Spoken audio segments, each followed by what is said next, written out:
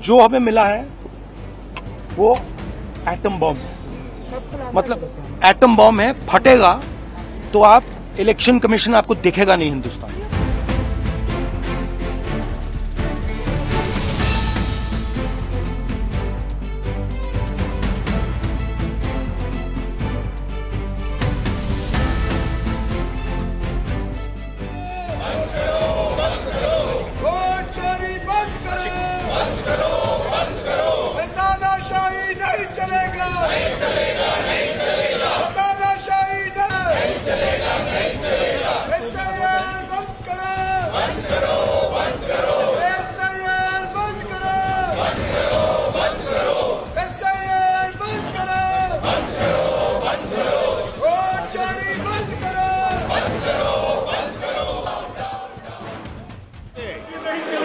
ये गलत तरीका है, गलत आचरण है, गलत व्यवहार है आपका।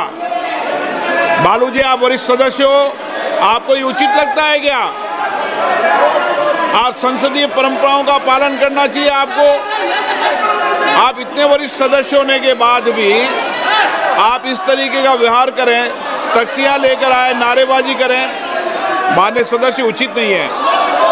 हमें लोकतंत्र को मजबूत करना है तो प्रश्न को उठाना देना पड़ेगा, जवाबदेह सरकार की तय होगी। आप इशारा कर रहे हो सदस्यों को भेजने का, बालू जी। माननीय सदस्य, मेरा रोज आपसे आग्रह रहता है कि आप सदन की कार्रवाई को चलने दें। माननीय सदस्यों के प्रश्नकाल के समय प्रश्न उठाने दें। लोगों की अपेक्षाएं, आकांक्षाएं, उनको पूरा होने दें और देश को आगे बढ़ाने में अपना योगदान दें।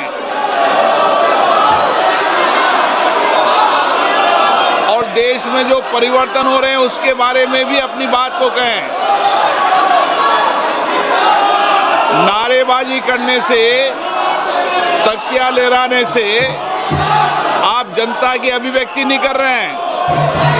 जनता ने आपको सदन में अपनी बात को कहने का, अभिव्यक्ति व्यक्त करने का अवसर दिया है। ये इतने बड़े अवसर को आप नारेबाजी और तख्तियों से मत गवाओ। बैठिए। मैंने पहले भी कहा था, तख्तियां नारेबाजी से करेंगे तो सदन नहीं चलेगा। सदन की कार्रवाई आज 2 बजे तक के लिए स्थगित की जाती है। वोट चोरी हो रही है और अब हमारे पास ओपन एंड शट प्रूफ है कि इलेक्शन कमीशन वोट चोरी में इन्वॉल्व है। और मैं लाइटली नहीं बोल रहा हूं, मैं 100% प्रूफ के साथ बोल रहा हूं। ठीक है?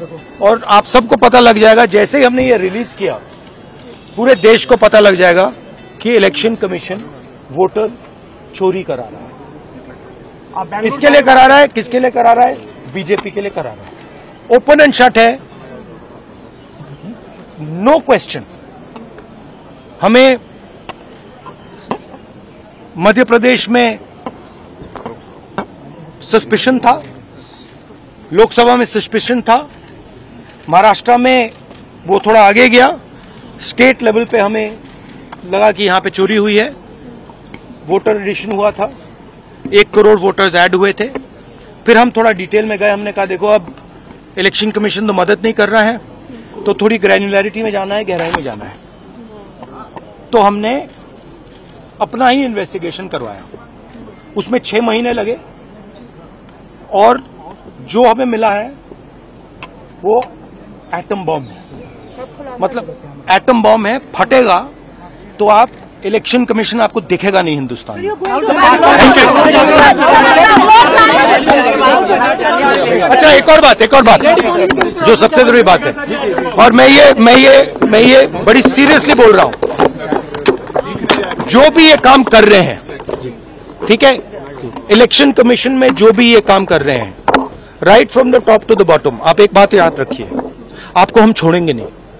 कुछ भी हो जाए हम छोड़ेंगे नहीं आपको, क्योंकि आप हिंदुस्तान के खिलाफ काम कर रहे हो। ये ट्रीजन है और कम, इससे कम नहीं है। तो आप याद रखिए, आप कहीं भी हो, रिटायर्ड हो, कुछ भी हो, ठीक है, हम आपको ढूंढ के निकालेंगे। ये जो वोटर लिस्ट है एकदम से मैनिपुलेटेड, एडिटेड और directed version Bharatiya Janata party का है, क्योंकि जिस तरीके से इसको लागू किया गया, एसआईआर को लागू किया, जो डॉक्यूमेंट्स की मांग की गई वो अक्सर काफ़ी लोगों के पास नहीं पाए जाते हैं। बहुत सारे ऐसे माइग्रेंट लेबरर्स हैं जो बिहार छोड़कर, बिहार में वोटर तो हैं पर बिहार छोड़कर दूसरे राज्यों में काम करने जाते हैं, उनके भी नाम आपने काट दिए हैं। काफ़ी 36 लाख से ज़्यादा ऐसे लोग हैं जो दूसरे राज्यों में काम कर रहे हैं, तो ना वहाँ के वोटर रह जाएंगे ना बिहार के वोटर रह जाएंगे। कहाँ तक लाजमी है? सुप्रीम कोर्ट ने कहा था आधार और राशन कार्ड को भी आप इंक्लूड कर लीजिए, वो भी आपने खारिज कर दिया। तो ये जो दिक्कतें जनता को आ रही हैं, जो मैनिपुलेशन वोटर लिस्ट का हो रहा है, उसकी आवाज़ उठाने के लिए हम लगातार लगे हुए हैं। सुप्रीम कोर्ट में भी इस केस की सुनवाई हो रही है और हम लेकर गए हैं, और इसको लेकर हम हर तरफ पे, हर फॉर्मेट में, हर फॉर्म में इसका विरोध है।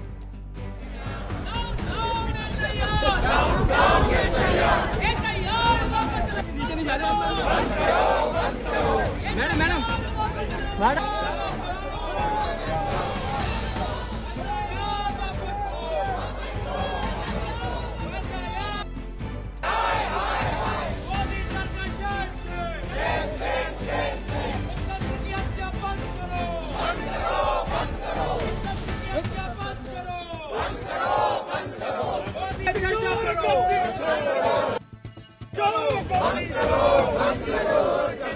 लोकतंत्र की हत्या करना बंद करो। वोट चोर गद्दी छोड़, वोट चोर गद्दी छोड़, वोट बंदी नहीं चलेगी, नहीं चलेगी, नहीं चलेगी, वोट बंदी नहीं चलेगी, नहीं चलेगी, नहीं चलेगी।